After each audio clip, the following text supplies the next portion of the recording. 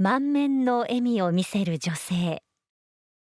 一緒に写るのは夫と最愛の一人息子。愛知県刈谷市の中野智子さん。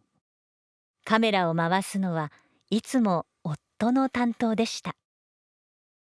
最近な、ちょっと三河弁入ってるよな。三河弁入る。三河の人とよう喋るもん。三河言うもんでもんで喋るもんね。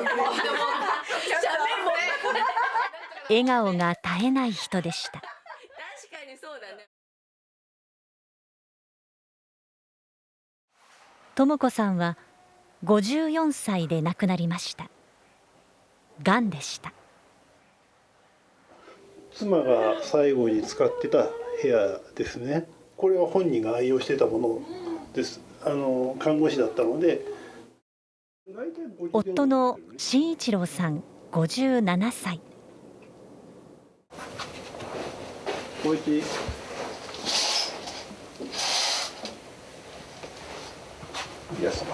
おぎようよ。小学6年生になった光一くんと2人で暮らしています。慎一郎さんの一日は光一くんを起こすことから始まります。7時になったじゃん。はい、着替える。なんだよ。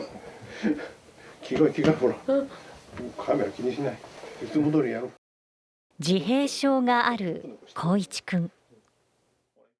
3年以上の不妊治療の末、慎一郎さんが45歳、智子さんが44歳の時に恵まれた一人息子です。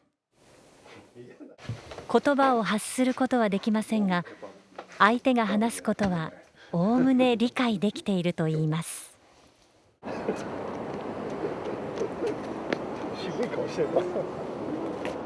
身支度が済んだら、慎一郎さんが特別支援学校のバス乗り場まで送り届けますが、これで私は仕事行きます。はい。以上。少しでも遅れると仕事に間に合わなくなるので、見送りが終わると急いで自分の車へ。父子家庭になってから2年半が経ちました。奥様はどんな奥様でしたか？明るいっちゃ明るいで、周りに対してはやっぱり優しいけども、私に対しては厳しい。妻の智子さんががんと診断されたのは3年半前。何もしなければ3ヶ月かな、抗がん剤が効いても半年いくかなっていう感じで言われたので、まあもうそこで真っ白ですね、頭はね。もうね、って、がんは胆管で発生し、肝臓にも転移していたのです。智子さんは入院中の思いをノートに毎日綴っていました。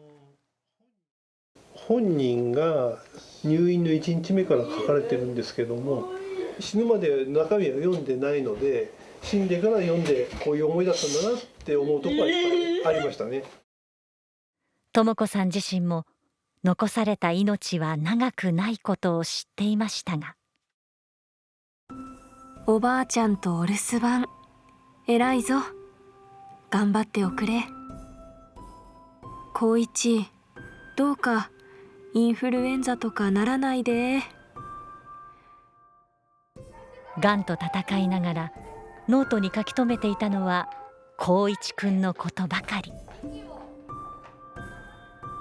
何もしなければ3ヶ月と余命宣告されていましたが、入院生活はすでに9ヶ月が経っていました。少しでもあがきたいな。もう少しあがきたいな。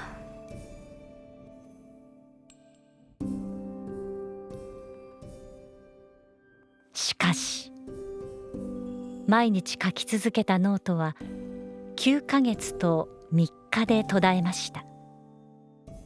もうペンを握る力が残っていませんでした。ノートに書けなくなって1ヶ月後、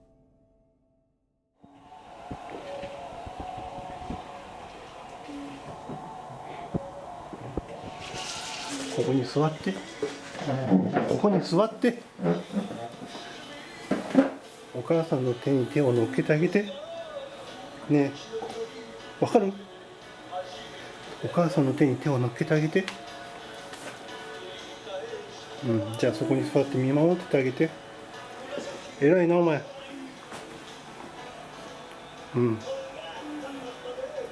お母さんに僕頑張るよって言いな。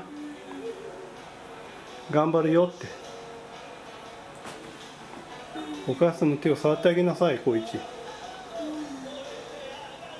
光一。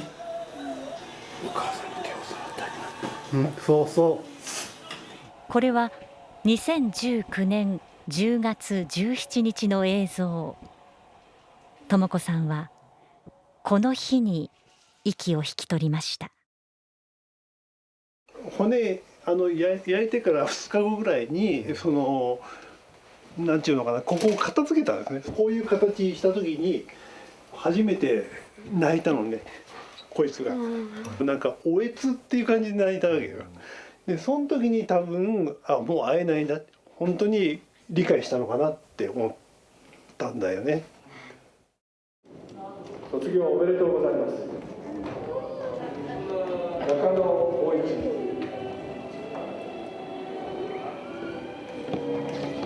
先月、光一くんの卒業式。智子さんも慎一郎さんの隣で見届けました。本人もがんだって分かった時にドクターに小学校卒業するまでは見れないかなとかね、よく言ってましたけども、本当奇跡は起きずに行っちゃいましたけども、見せてあげたかったなっていう、ところが一番大きいかな。この日の光一くんの姿を見て慎一郎さんは。でもよく頑張ったと思いますよ。小学生の時入学式は体育館入れなかったんで、それに比べたらずっと体育館であんだけ長い時間座ってられるっていうのもあったし、すごい成長です。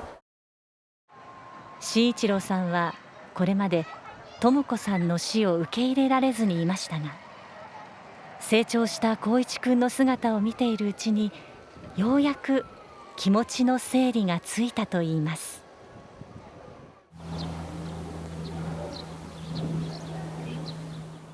はい、チーズ。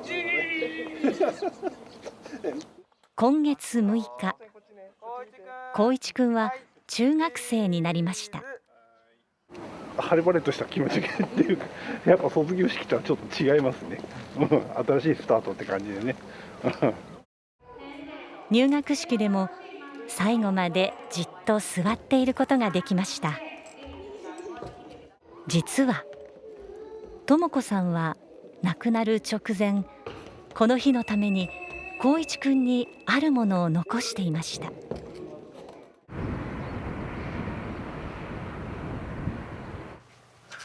自宅のパソコンの画面には智子さんの姿が。はい、座ります。最後まで見ます。いい？はい。じゃあ。嫌なの？お母さんのお話聞きます。一緒に。泣いてる？智子さんは光一くんの入学式だけでなく、毎年の誕生日など人生の節目節目で見てもらおうとビデオメッセージを残していたのです。はい。こうちゃん、中学校入学おめでとうございます。新しいことがこれからまたいろいろ経験したり、友達もできたり、ちょっとモヤモヤする感じもあってイライラすることもあるかもしれませんが、お父さんと友達と仲良く一生懸命頑張ってください。お母さんはいつまでも見守っています。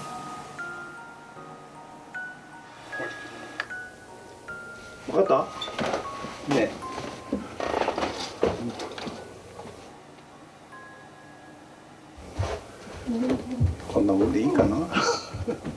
光一なんか嫌そうだったね。思い出すのかな、やっぱりちょっと悲しそうな感じがあったもんな。光一くんはビデオメッセージを見終わるとその場から逃げるように寝室に入っていきました。